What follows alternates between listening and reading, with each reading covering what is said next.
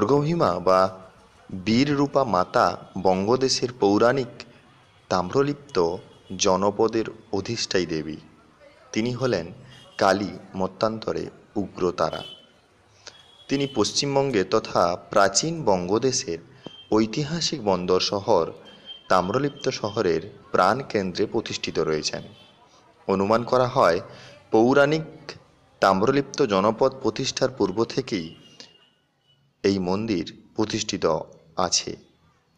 ভারতের অন্যতম জাগ্রত ও প্রাচীন শক্তিপীঠ।